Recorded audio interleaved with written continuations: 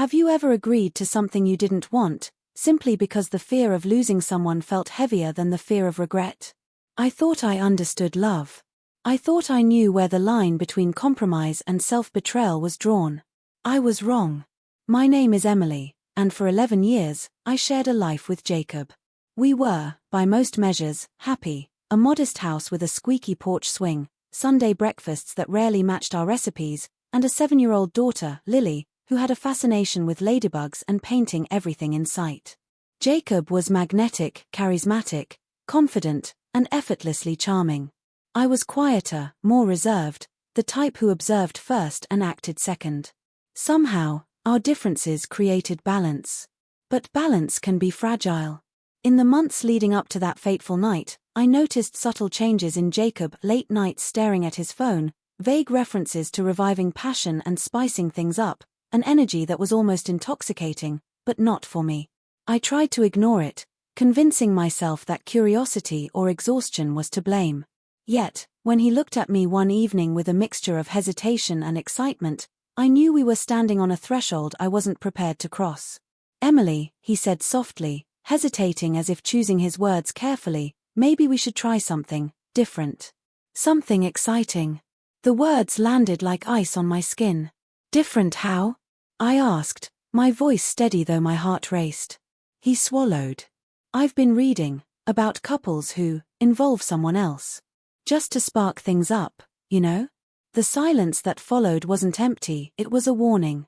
A line had been drawn, though I couldn't yet see its full depth. My instincts screamed no, but the thought of losing him or losing the version of us I clung to kept me rooted in place. I nodded slowly, saying the words that would haunt me: "Let's talk about it." And just like that, the safe rhythm of our marriage began to unravel. The fear of saying no, of upsetting Jacob, outweighed my own sense of self. That night marked the beginning of a journey neither of us could have predicted, a journey of desire, deceit, and the quiet erosion of trust. I didn't realize then how thin the line between adventure and disaster could be. I only knew that in that moment, our marriage teetered on the edge, and the choice I made would echo in ways I couldn't yet imagine. The weeks after Jacob's suggestion were a study in quiet tension. Our home, once warm with laughter and small routines, felt heavier. Even Lily's innocent chatter seemed to echo differently, a reminder of the world I feared losing.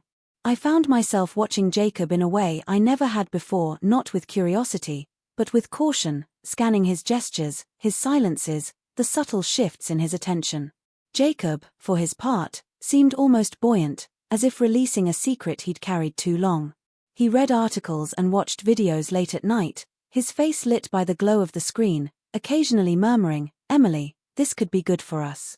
His words were soft, persuasive, a gentle insistence that we were doing something brave, something necessary. I wanted to argue, to say no, to preserve the fragile balance we had. But I couldn't. His hope, his vulnerability made it impossible to refuse outright. Then came Ashley. She was introduced as a friend and guide, someone Jacob claimed could help us navigate the unfamiliar terrain we had agreed to explore. I had met her once at an office party, polished, confident, with an effortless charm that made even Jacob seem more alive in her presence. Something about her unsettled me. I could feel it, the way she lingered on his words, the easy laughter that seemed meant for him alone. At first, our interactions were civil, almost clinical. Jacob explained boundaries, and I nodded, forcing a composure I didn't feel. But tension built invisibly, a taut string stretched too thin. Each conversation, each glance, each hesitant touch from Jacob carried weight I wasn't ready to bear. And every time I thought I could contain my doubts, a small gesture, a lingering look, a whispered laugh, cut through the surface of normalcy, reminding me that what we were doing was far more dangerous than I had admitted to myself. One evening, Jacob and I sat at the kitchen table, the hum of the refrigerator filling the pauses between us. I tried to sound casual. "Are you sure this is necessary?" His fingers drummed lightly on the tabletop. "I think it's the only way we can get back to what we had." I searched his face, trying to find the man I married, the one who had promised love and loyalty, who had built a life with me. But the face I saw reflected back was cautious, eager, alive in a way I couldn't reach. And I realized, with a sinking clarity, that the world I thought I knew was changing. That night, as I tucked Lily into bed and watched her sleep, I wondered how we had arrived at this precipice. A decision that had seemed like compromise now felt like a threshold, a doorway I could not retreat from without consequence. I knew that once we stepped through it, nothing could remain the same. And yet, despite every warning and instinct, despite the cold knot of fear in my chest, I felt ourselves moving inexorably toward it. The weeks that followed were a delicate, dangerous dance. Every conversation with Jacob carried a hidden weight, every glance between us measured and tentative. I tried to convince myself it was about trust, about exploring new dimensions of our marriage. But deep down, I knew it was about fear of losing him, fear of facing the cracks I had ignored for too long. Jacob seemed almost transformed. He was brighter, more engaged, easier to talk to. Yet there was a subtle tension in his presence, a shadow I couldn't name. He spoke often of Ashley, always carefully. "She's just helping us," he'd insist, guiding us through the process. I nodded, swallowing the unease that churned in my stomach, even as a quiet alarm in my mind grew louder. Ashley became more present, though never physically intrusive. Her voice lingered in the margins of our interactions, texts Jacob read before I could see, advice he repeated in hushed tones, moments of laughter I couldn't share. It was impossible not to notice, impossible not to feel the comparison. I watched Jacob in her light and in mine, and the contrast was undeniable. He seemed lighter with her, freer, more himself, and painfully, that self wasn't mine to claim anymore. One evening, I tried to confront the truth. "Jacob," I said quietly, avoiding his gaze, "are we really doing this for us, or is it just for you?" He hesitated, fingers drumming on the edge of the table. "Emily, I want it to be for us. I really do. But I can't deny that part of me wants to feel alive again." The words struck me like a cold wind. Alive again. Not for us, not for our marriage, but for him. And suddenly, the fragile structure I had relied on felt impossibly fragile. We planned our first night carefully, rules, boundaries, conversations to keep us safe. I clung to the idea of control, pretending that the logic we imposed would shield me from the emotional fallout I couldn't yet see. But control is an illusion, and I was about to learn that some decisions cannot be contained. As the day approached, every routine in our home felt heightened. Lily's laughter, Jacob's casual jokes, even the sound of rain against the window, they all seemed to underscore the quiet dread in my chest. The house itself felt like it was holding its breath, waiting for something irreversible to happen. And then, as I looked at Jacob that night, preparing to cross a line I had already begun to fear, I realized that nothing could prepare me for the truth. I had agreed to something I did not want. I had opened a door that, once passed, could never be closed. And standing on that threshold, heart pounding, I understood, the night meant to save us could just as easily destroy everything. The night had arrived, and with it, a weight I could not shake. Every step I took felt measured, every breath deliberate, as if I were navigating a fragile glass floor that could shatter under the slightest pressure. Jacob moved with a lightness I hadn't seen in months, his excitement tempered by careful attention to the rules we had agreed upon. And then there was Ashley, her presence immediately commanding, a quiet confidence that unsettled me more than I had anticipated. We tried to speak in calm tones, to laugh gently, to maintain some semblance of normalcy. I forced smiles, reminding myself that control was possible, that boundaries would keep us safe. But safety is fragile when emotions have been stretched to the breaking point. Every glance between Jacob and Ashley carried a familiarity that made my stomach twist, every casual touch a reminder of the space I could not occupy. I retreated for a moment, needing air, needing distance. From the hallway, I could hear them whispering. Ashley's voice was soft, almost conspiratorial. "Are you sure she's okay?" Jacob's response made my heart stop. "She'll adjust. She always does." Adjust. The word reverberated like a cold echo in my chest. I stepped back, too quickly, and the sound made them pause. Jacob's eyes widened as he realized I had overheard. "Emily, wait, let me explain." But explanation felt impossible now. The words that had once promised love and partnership were gone, replaced by a quiet confession I could not unhear. "She's been checked out for a while." Honestly, this isn't about saving us. It's about finally feeling something again. The world tilted.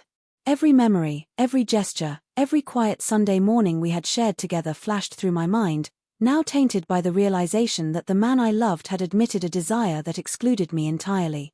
I had believed in compromise, in the possibility of exploring something together. But the truth was sharper, more precise. He had wanted to feel alive again, without me.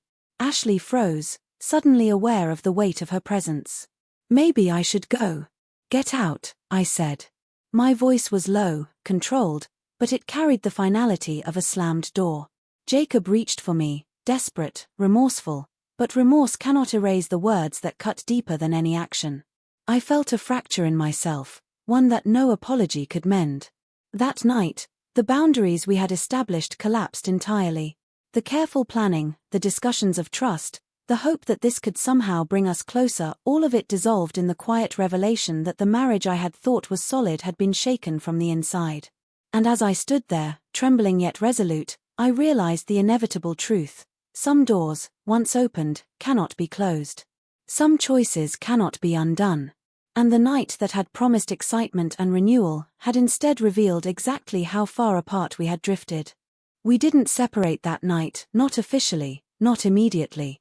Life, as it often does, demanded we continue functioning, for Lily, for routines, for the semblance of normalcy. But the quiet after the storm was deafening. Our home felt different, smaller, colder, each room holding the echoes of the choices we had made. Jacob tried to apologize. Words tumbled out in fits and starts, promises of loyalty and explanations of desire that rang hollow in my ears. I listened, sometimes nodding, sometimes turning away, realizing that apology cannot repair the trust that has already been fractured. Every phrase he offered, no matter how sincere, was weighed against the confession I had overheard, the truth that he had wanted to feel alive, not with me, but through her.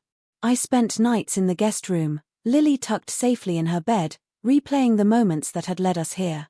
The kitchen table conversations, the forced smiles, the text messages he claimed were innocent guidance, all of it had been a rehearsal for a reality I wasn't prepared to face.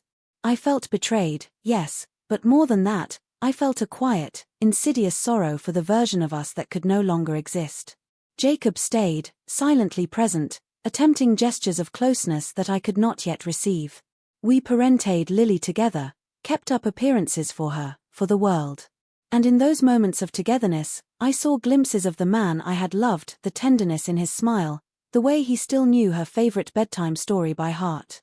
But even that warmth was tempered by the knowledge of his admitted longing, a reminder that love alone sometimes isn't enough. Time, I realized, doesn't heal, it clarifies. It allows you to see which fractures are surface cracks and which run to the core. And in our case, the fracture had reached deep. I don't know what the future holds for us. Some nights, I feel we might rebuild, slowly, cautiously, perhaps with a wiser, warier love.